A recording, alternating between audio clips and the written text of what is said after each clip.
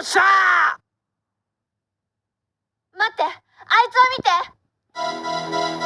そんなことでそれがしは倒せぬでござる。じゃじゃ何ならもう一度。立て続けに戦うのは無理だ。俺たちに任せてくれ。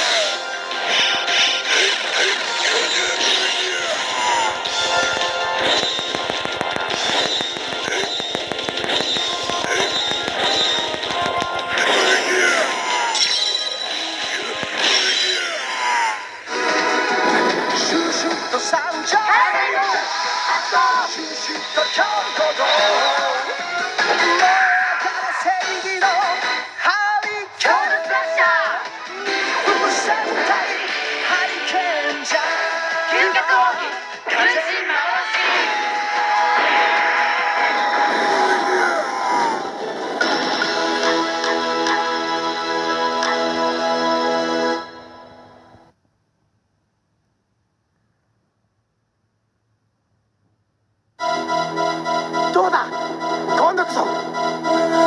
なんてタフなやつなんだ。だか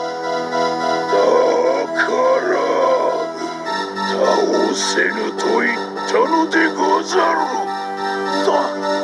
どうすればあいつを倒せるんだ。そうよ、力を合わせればなんとかなるかも。そうか、2つの力が合わさればなんとかなるかもしれない。よし、やってみよう。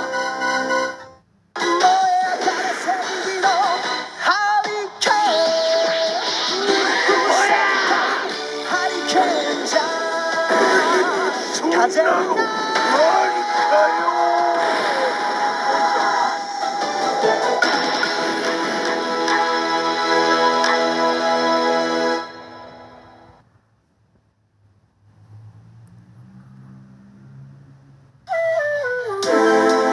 サンキュー、助かったぜ。